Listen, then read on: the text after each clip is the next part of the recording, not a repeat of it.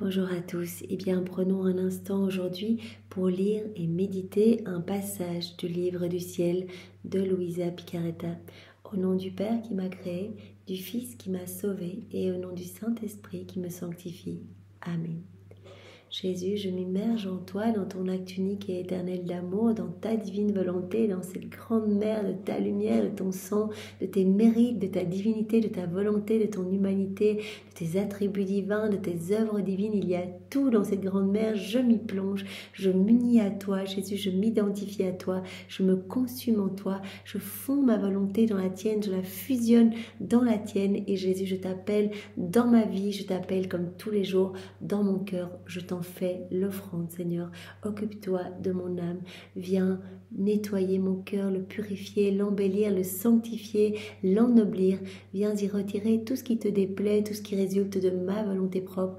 Arrache tout, Seigneur, et recrée cet espace qui est indispensable pour que ta divine volonté puisse opérer et agir librement à partir de mon humanité dont je te fais l'offrande une fois de plus aujourd'hui. Oui Seigneur, je viens déposer au pied de ton trône mes désirs, mes émotions, mes pensées, ma personnalité, tout ce que je suis Seigneur. Sers-toi de tout comme fondation pour établir ton royaume, comme marchepied pour établir ton royaume dans mon cœur. Je voudrais être un petit instrument entre tes mains et travailler à l'avènement de ton royaume ici-bas. Aussi Seigneur, que ta volonté soit faite dans ma vie, que ta volonté soit faite ici-bas sur la terre, comme c'est le cas dans le ciel, que ton royaume puisse s'établir sur la terre, Seigneur. Je te demande, Jésus, de venir investir tous mes actes de ta présence, mes pas, mes regards. Viens diviniser chacune de mes paroles, chacune de mes pensées. Que tout, absolument tout, soit fait pour toi, pour ta gloire, celle de ton Père, celle de l'Esprit Saint. Que tout soit fait par toi et que tout soit fait dans ta divine volonté, totalement immergée en toi, que ma vie puisse être une offrande d'amour pour toi Seigneur, qu'à chaque instant tu puisses recevoir des milliards et des milliards et des milliards de je t'aime, je t'adore, je te loue, je te bénis, je te remercie au nom de tous, avec ta volonté que vienne s'établir ton royaume. Reçois cela à chacun de mes battements de cœur, à chacun de mes battements de cils, à chacun de mes mouvements externes et internes, mes mouvements de mes organes, de mes nerfs, etc. Mais également reçois cela sur chaque élément créé. Je veux te dire que j'accueille ton amour, je vois ton amour dans les éléments créés et je veux y répondre au nom de tous ceux qui n'y répondent pas. Aussi, je place mon amour uni au tien, uni à celui de ta maman, uni à celui du Père, de l'Esprit Saint, l'amour trinitaire. Je veux placer cet amour partout. Sur chaque feuille, chaque brindille, chaque branche, chaque arbuste, chaque plante, chaque molécule d'air, dans chaque atome de terre, dans chaque semence, tout ce que ces semences vont produire, toutes les fleurs, je veux placer cela dans l'immensité des cieux, dans la force du vent, dans la force des vagues, sur le soleil, ses rayons, tout ce que ces rayons vont toucher, sur chacune des planètes, les étoiles, leurs sentiments, chaque animal, du plus petit au plus grand, chaque bestiole, chaque insecte, dans chaque petite gouttelette d'eau, partout, chaque grain de sable, sur chaque poussière, chaque minéraux, sur chaque pierre, chaque montagne, chaque flocon de neige. Je veux placer mon amour partout, que cela résonne partout sur la terre et dans le ciel. Je veux également parcourir toute l'œuvre de la rédemption, partir de l'élection de ta maman à la maternité divine jusqu'à son assomption et le tout incluant toute ta vie, Seigneur.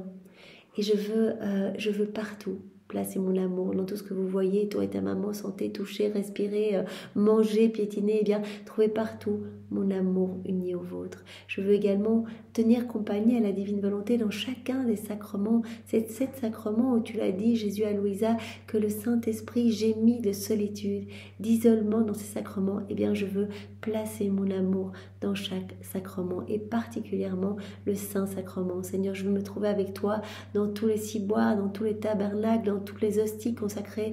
Je veux être consacrée avec toi, me trouver avec toi dans les mains de chaque prêtre, te recouvrir à chaque instant de ta pureté, de tes harmonies, de ta beauté, de ta bonté. Je veux te recouvrir de ta puissance, de ta sagesse. Je veux t'offrir à toi-même, Seigneur. veux te recouvrir de tous les chants des anges, les rires des enfants. Je veux vraiment te consoler quand tu te sens seul. Je veux être avec toi, je veux refaire toutes les messes dans ta divine volonté, toutes les entrées dans les églises, les sorties de messe, les prières avant et après te recevoir, toutes les adorations. Seigneur, je veux tout reprendre, tout refaire dans ta divine volonté et je veux continuellement te recouvrir de tes je t'aime à toi. Je veux continuellement te recouvrir de l'amour de ta maman. Je veux reprendre tous les actes d'amour que ta maman a accomplis dans la divine volonté, c'est-à-dire l'intégralité de ces actes. Je veux les faire miens et ajouter mes je t'aime et te les réoffrir. Je veux continuellement également t'offrir l'amour trinitaire, cet amour fou qu'il y a entre vous trois, les trois personnes divines. Je veux reprendre cet amour trinitaire, le faire mien et ajouter mes je t'aime et te le réoffrir. Et ce, tout le temps, à chaque battement de mes cils, à chacun de mes mouvements, à chaque instant. Et je veux également te demander continuellement que vienne s'établir le royaume de ta divine volonté. Je veux continuellement reprendre tous les actes d'amour de tous les saints de tous les temps et les refaire dans ta divine volonté pour les sanctifier et te les réoffrir beaux, te les réoffrir divinisés, Seigneur, pour ne t'offrir que le meilleur tout le temps. Jésus, merci infiniment pour tout ce que tu nous as déjà donné, tout ce que tu vas encore nous donner aujourd'hui, ce que tu nous donneras demain. Merci pour toutes ces âmes que tu sauves à chaque fois que nous nous unissons à toi.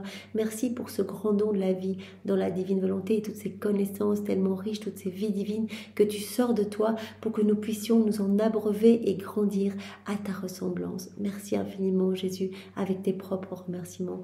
Merci pour ton amour sans borne, ta miséricorde sans limite. Merci pour ta maman qui est si douce, si merveilleuse et qui est à côté de nous à chaque instant, elle, la reine du royaume de la divine volonté, qui vraiment prie pour que nous soyons vraiment ces enfants de la divine volonté, que nous puissions accueillir ce grand don et nous laisser façonner par tes mains divines.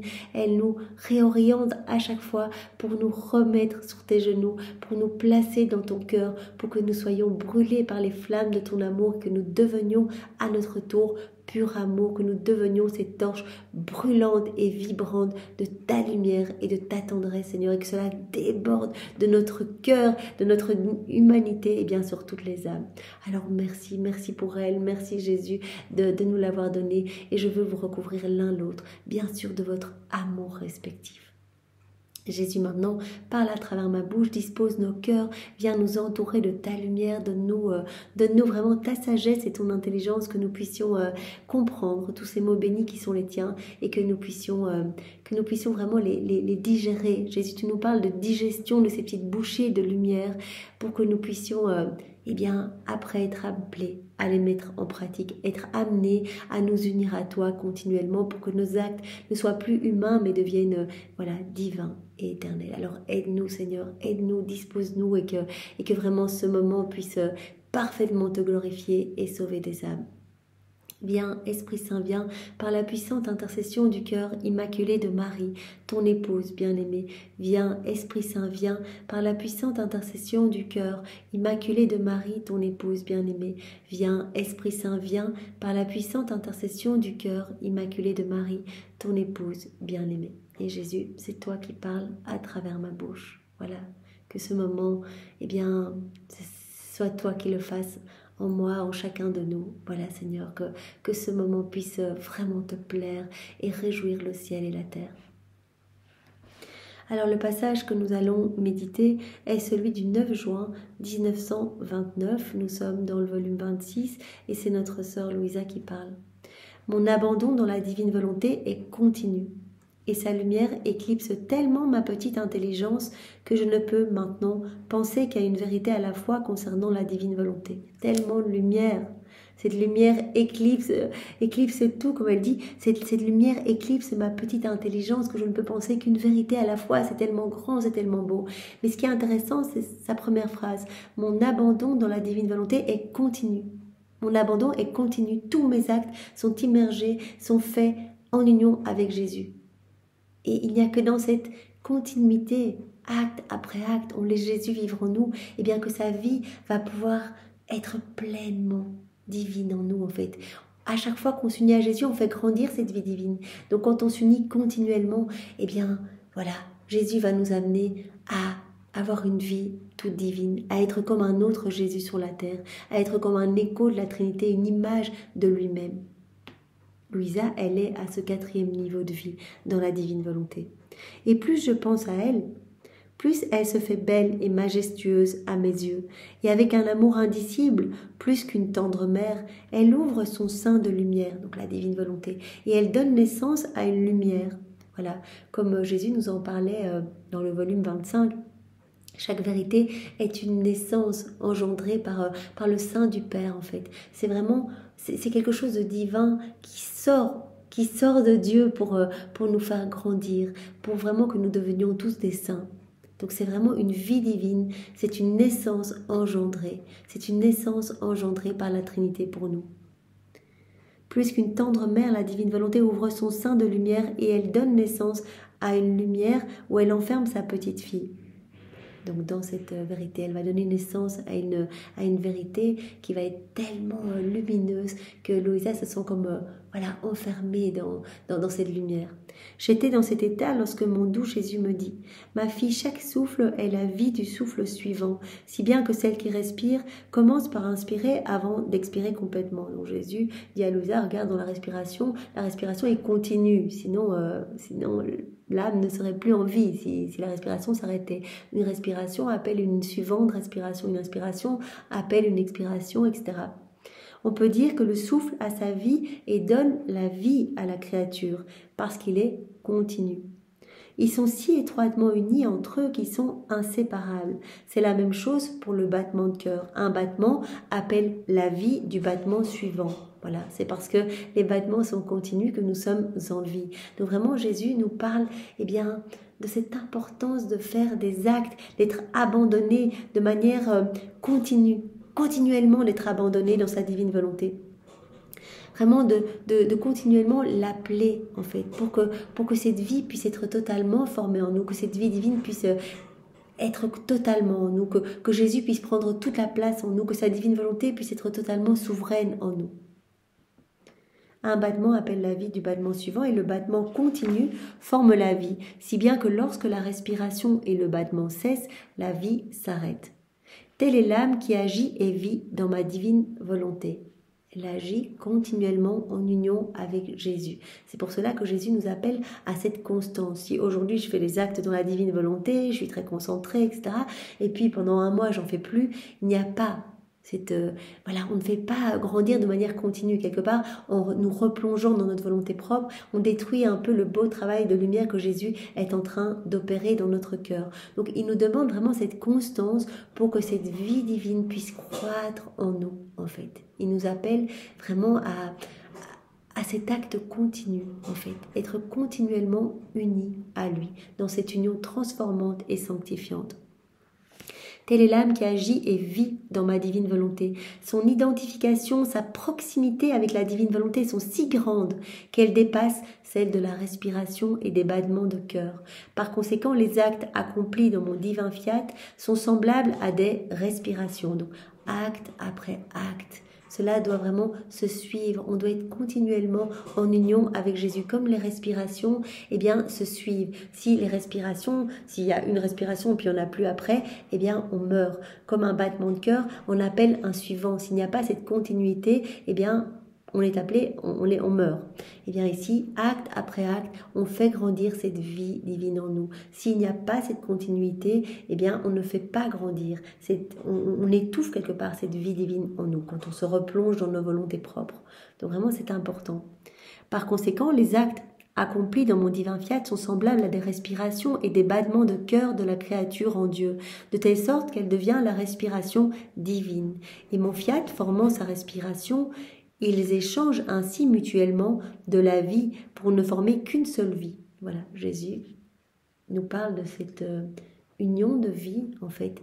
On va donner notre vie pour recevoir celle de Jésus. Il va y avoir cet échange de vie. On donne notre volonté humaine pour recevoir celle de Jésus et vivre dans cette divine volonté. Les actes accomplis de notre divine volonté sont donc inséparables de nous, comme Jésus nous en parlait hier dans le passage que nous avons médité. Les actes accomplis dans la divine volonté sont inséparables de la divine volonté. Ils sont en dépôt dans la divine volonté. Alors tant que l'âme vit dans la divine volonté, eh bien elle a les droits sur ses actes en même temps que Dieu. Donc les droits sont partagés entre Dieu et l'âme. Si elle quitte la divine volonté, ses actes restent en dépôt dans la divine volonté et Dieu a les droits sur ces actes-là. C'est pour cela que Adam, en quittant la divine volonté, eh bien, ses actes sont restés enclos dans la divine volonté et ont continué à produire du fruit pour toutes les générations qui ont suivi. Voilà, des lumières, des grâces, etc. Voilà, les actes accomplis dans notre divine volonté sont inséparables de nous. Et nous avons la satisfaction de respirer notre œuvre, de sentir l'œuvre qui est sortie de nous, de la laisser vivre dans notre maison et proche de nous au point de respirer son propre souffle. Voilà, quand on reste uni à Jésus, eh bien vraiment il le dit, voilà, cette vie croît en l'âme qui s'abandonne entre nos bras. Et donc vraiment, voilà, Jésus dit, c'est moi qui vais venir respirer dans cette âme, qui vais venir vivre dans cette âme, c'est moi qui vais venir tout faire à travers cette humanité qui va s'offrir à moi. Je poursuivais ensuite mes actes dans l'adorable fiat et mon toujours aimable Jésus ajouta. Ma fille, du haut de sa sphère, le soleil étend sa grande roue de lumière et embrasse la terre en lui donnant la vie de ses effets de lumière pour la faire germer. Comme nous avions vu hier, voilà le soleil est souvent comparé, Jésus compare souvent le soleil de sa divine volonté au soleil de la création. Ici, il reprend cet exemple pour nous montrer que le soleil embrasse tout, donne vie à tout. Le soleil, par ses rayons, va aller purifier l'air, va aller donner des fragrances aux plantes, des couleurs, etc. Il va donner la vie des effets de sa lumière pour faire germer les plantes, etc. Il donne le baiser de vie de sa lumière à chaque plante, à chaque arbre, à chaque fleur, afin d'imprimer sur chaque plante, pour certaines, la vie de fragrance, pour d'autres de couleur et pour d'autres de saveur. Sa lumière veut donner son étreinte et son baiser de vie à toutes. Elle ne se refuse à aucune. Elle ne rejette rien, pas même le plus petit brin d'herbe. Donc la lumière du soleil va se répandre partout et la lumière du soleil va donner la vie à tout. Au contraire, voulant agir en reine qui veut donner d'elle-même, elle part, cette lumière, à la recherche de tout et veut tout reconnaître pour former en toute chose la vie nécessaire à chaque plante, à se donner absolument à tout. Elle veut donner la vie nécessaire à chaque plante, à chaque élément de la création. Elle ne se sentirait pas reine, cette lumière, et elle n'aurait pas le droit d'être reine si sa lumière ne donnait pas la vie à toute chose. Si bien que dans sa grande roue de lumière, vraiment cette image de grande roue de lumière qui se déverse partout, qui se déploie partout, qui donne vie à tout, et dans cette grande roue de lumière, elle enferme tout, et il semble que toute chose vient laper la vie. C'est comme si tout élément de la création venait recevoir vie, laper la vie, la beauté, la variété des couleurs, la croissance de la lumière du soleil. Et elle ne saute pas non plus par-dessus la mer, les rivières, les montagnes, pour former en elle ces nuances argentées et l'horizon d'or et d'argent en arrière-plan. Donc partout, la lumière du soleil se répand et donne vie à tout. Oh, comme le soleil règne sur toute chose avec sa lumière, non pas pour opprimer ou faire du mal ou quoi que ce soit, mais pour vivifier, pour embellir et se donner comme vie de toute chose.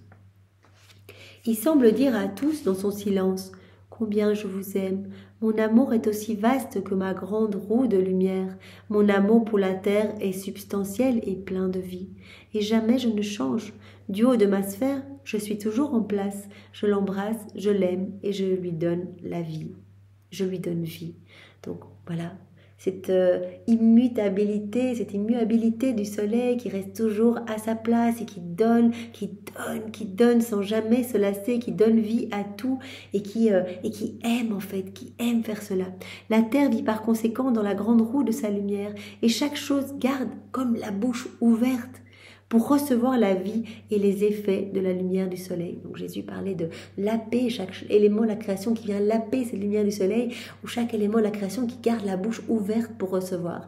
Donc cela nous amène bien sûr à cette comparaison avec le soleil de la divine volonté que Jésus va développer juste maintenant. On peut s'imaginer aisément les âmes qui gardent la bouche ouverte pour accueillir toutes ces grâces, toutes ces bénédictions. Eh bien, voilà, que la divine volonté qui veut se déverser dans tous les cœurs, maintenant, si les bouches sont fermées, si les âmes ne veulent pas, elles ne recevront rien, contrairement au soleil, contrairement aux éléments de la terre qui reçoivent, quoi qu'il arrive, les effets du soleil. Oh, mais puisse cela ne jamais arriver si le soleil devait se retirer de la terre ou si la terre devait s'opposer à recevoir les bienfaits et la vie de la lumière du soleil, il n'y aurait pas de jour, mais nuit éternelle. Voilà, si le soleil se retirait ou si les éléments pouvaient s'opposer en disant voilà, on ne veut pas de la lumière du soleil, eh bien ce serait la catastrophe. Si le soleil se retirait, il n'y aurait pas de jour, mais une nuit éternelle et la terre resterait sans vie, sans chaleur, sans saveur. Pire que dans une sordide misère. Quel lamentable changement, quelle terreur deviendrait la terre. Voilà, si le soleil pouvait se retirer ou si sous les éléments pouvaient donner leur avis pour prendre ou non la lumière du soleil. Telle est ma divine volonté, plus que le soleil pour les créatures. Elle veut donner vie à tous. Elle veut illuminer toutes les âmes. Elle veut, voilà, la divine volonté veut se déverser dans tous les cœurs. Jésus veut nous donner, eh bien, toutes les grâces, toutes les béatitudes, toutes les joies célestes, les bonheurs célestes. La Trinité veut que nous soyons heureux. Mais nous, acceptons-nous ces cadeaux? Dans sa grande roue sans fin de lumière, la divine volonté part à la recherche de tous pour se faire connaître et former en chaque créature la vie de beauté, la vie de sainteté, la vie de lumière et d'infinie douceur. Donc on fait un acte dans la divine volonté, directement cet acte devient divin, éternel, infini. Cet acte est générateur de lumière et du bien qu'il contient. Et donc vraiment, il y a comme des gouttelettes de lumière qui se déversent dans tous les cœurs. Donc tous vont pouvoir recevoir, donc ces gouttelettes vont se déverser dans tous les cœurs, mais maintenant, suivant la disposition des cœurs, suivant l'ouverture de cœur, eh bien, les âmes vont en tirer profit ou pas. C'est-à-dire que ces gouttelettes peuvent tomber, mais sur un cœur hermétique, et donc ces cœurs ne recevront rien du tout, les âmes ne se transformeront pas. Mais si les cœurs sont un petit peu ouverts, eh bien les âmes vont changer, vont se sanctifier, vont se purifier. Il va y avoir vraiment vie de beauté, de sainteté, de lumière, d'infinie douceur, tout ce que la divine volonté eh bien, veut déverser dans les âmes. Elle veut détruire dans les âmes toute amertume, toute laideur et toute misère, et avec son baiser de vie, en soufflant sur elles, elle veut les transformer en ce qui est bon, beau et saint. Le travail de la divine volonté dans les cœurs est magnifique et vraiment, voilà, en laissant Jésus opérer en nous, il y a vraiment ce grand travail de décapage, de purification de notre âme. Vraiment, la divine volonté veut retirer tout ce qu'il y a de mauvais en nous, veut détruire toute tristesse, tout doute, toute amertume et nous remplir eh bien, uniquement des choses du ciel, des choses divines. La divine volonté veut transformer les créatures en ce qui est beau, bon et saint. Mais hélas, le soleil créé par mon fiat peut faire tous ses prodiges sur la terre. Le soleil, il donne et la terre accepte, elle lappe, elle ouvre la bouche, elle reçoit et la vie est distribuée partout. Voilà, le soleil créé par mon fiat peut faire tous ses prodiges sur la terre et avec son unique majesté, il la recouvre de son manteau de lumière et de beauté et à chacun de ses touchés, il donne à chaque plante la vie qu'il possède. Et par contre, le divin fiat reste avec la tristesse de ne pas pouvoir communiquer les biens qu'il possède et sa vie divine pour les âmes parce qu'elle s'oppose à le recevoir. Contrairement au soleil, la divine volonté, voilà, elle veut aussi se déployer, cette lumière veut se déverser dans tous les cœurs, donner vie à toutes les âmes, mais l'âme étant libre, ayant ce libre arbitre, eh bien souvent s'oppose et ne veut pas accueillir. Donc la divine volonté se trouve dans tous les cœurs, mais elle ne peut pas se déployer. Elle ne peut pas déployer sa lumière, sa splendeur, elle ne peut pas embellir les cœurs parce que l'âme désire vivre dans sa volonté propre et donc écrase la divine volonté qui est réduite comme à être esclave de nos volontés humaines. Hélas, mon fiat reste avec la tristesse de ne pas pouvoir communiquer les biens qu'il possède et sa vie divine pour les âmes, parce qu'elles s'opposent à le recevoir et ne veulent pas la paix, la lumière de ma volonté. Et les créatures ressemblent par conséquent à la terre si elle pouvait s'opposer à recevoir la lumière du soleil. Voilà, si la terre disait non, on ne veut pas accueillir cette lumière du soleil, eh bien tout mourrait en fait, il n'y aurait plus de vie, etc.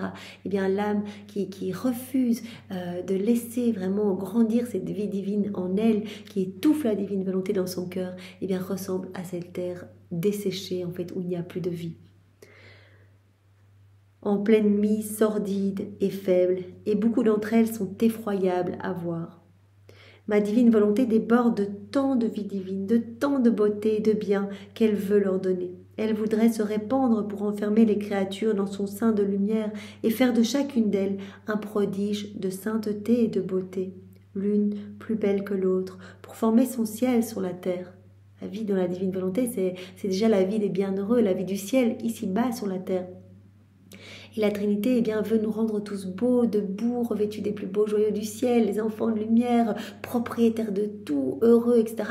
Et Jésus nous dit, mais les âmes sont vraiment horribles à voir. Et ça, il en parle souvent dans les écrits du ciel ou dans les 24 heures de la Passion. Les âmes sont comme recouvertes d'un manteau d'excréments, un manteau d'ordures, sont en train de grappiller par terre des grâces, sont en haillons, sont vraiment terribles à voir. Elles font pitié en fait. Elles font vraiment pitié parce que elles sont appelées à être les chefs-d'œuvre de la création et finalement, par leur libre arbitre, elles rejettent toute grâce, toute bénédiction, tout cadeau. Elles étouffent tout ce qu'il y a de beau en elles et elles deviennent misérables en fait, comme des terres noires, des terres vraiment sèches et sans lumière, sans beauté. Voilà. La volonté humaine s'y oppose et mon fiat en souffre intensément, plus qu'une mère qui ne peut donner le jour à son enfant. Donc c'est pour cela que toute la création est dans cette douleur de l'enfantement, parce que la création, les éléments créés, ils sont tous dans la divine volonté, régis par la divine volonté qui opère, qui travaille en chacun d'eux, qui conserve les qualités divines en chacun d'eux. Et nous sommes les seuls, la seule tache d'ombre au milieu du tableau de la création à vivre dans nos volontés propres.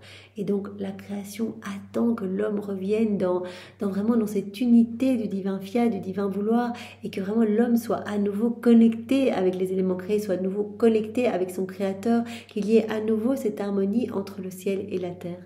Et c'est pourquoi ma fille, ma divine volonté veut se faire connaître. Elle veut former son royaume parce que ses enfants qui lui appartiendront vivront volontiers et dans sa lumière.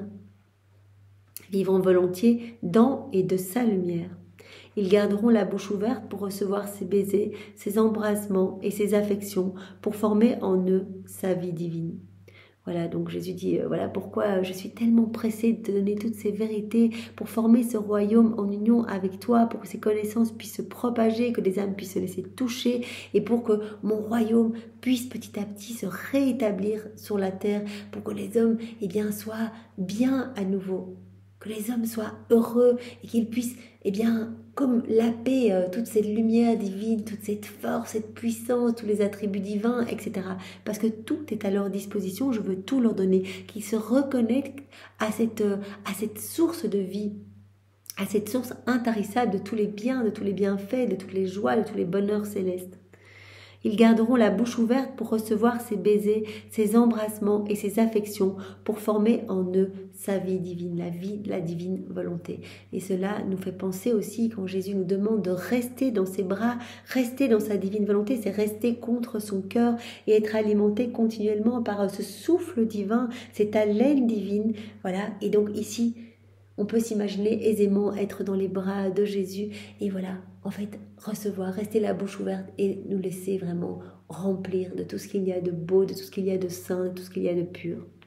On ne doit rien faire dans la divine volonté. C'est ça la différence avec les saintetés du passé, avant Louisa, où vraiment on devenait saint par l'exercice de vertu, de sacrifice, de mortification, et c'était tributaire et bien des conditions extérieures. Si on voulait exercer la vertu de l'obéissance, il fallait que quelqu'un nous donne des ordres, etc.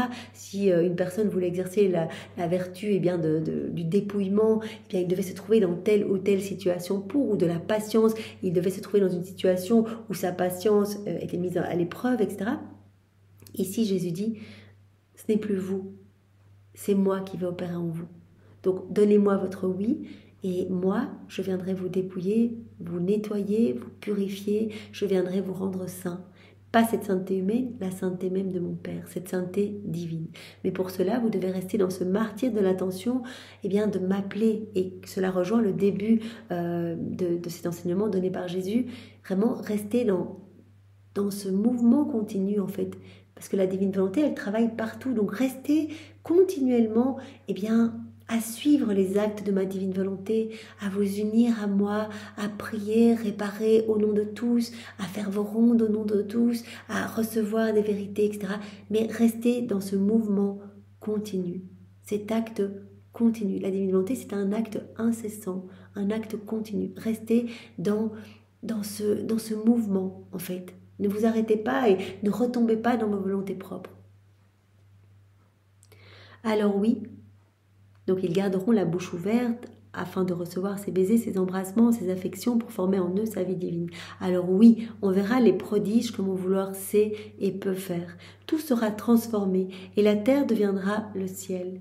Et alors le soleil qui est là sous la voûte des cieux et le soleil de mon éternel vouloir iront la main dans la main. Ils rivaliseront entre eux pour savoir qui peut accomplir le plus de prodiges. Le soleil pour la terre et ma volonté pour les âmes. Voilà, je vous dis, à ce moment-là, quand il y aura le royaume de ma divine volonté, le soleil des cieux rivalisera avec le soleil de ma divine volonté. Et entre eux, ils se demanderont, eh bien, qui accomplit le plus de prodiges. Le soleil pour la terre a donné vie à tout, et le soleil de la divine volonté pour les âmes, donnant vie à toutes les âmes, et vraiment rendant les âmes belles et saintes. Mais ma volonté donnera le plus grand spectacle, au point de former un nouvel enchantement de prodigieuse beauté, encore jamais vu, pour le ciel tout entier et pour toute la terre. Et on le sait, à chaque fois qu'on s'unit à Jésus, il prononce son fiat, vraiment son fiat de la création. Donc vraiment, il y a une nouvelle création dans notre âme. Donc c'est absolument magnifique, nouveaux cieux, nouveau soleil, nouvelle beauté, nouvelle sainteté, nouvelle floraison. Il y a de plus en plus de choses qui se créent dans notre âme. Donc vraiment, le Seigneur opère des prodiges en nous à chaque fois que nous le laissons agir à travers notre humanité. En nous, il opère des prodiges, mais pas que. Il y a des répercussions intemporelles et universelles dans tous les cœurs. Donc c'est magnifique, Seigneur. Alors vraiment, aide-nous à t'appeler, vraiment à t'appeler continuellement. Aide-nous à être constants, aide-nous à comprendre ce que tu attends de nous, à répondre au plan que tu as pour nous, Seigneur, pour que vraiment nous puissions te plaire, être beau et gracieux à tes yeux. C'est vraiment tout ce que nous souhaitons, Seigneur, te glorifier continuellement par nos vies et te plaire. Merci, Seigneur, avec tes propres remerciements au nom de tous. Au nom du Père et du Fils et du Saint-Esprit. Amen. Soyez tous bénis. Au revoir.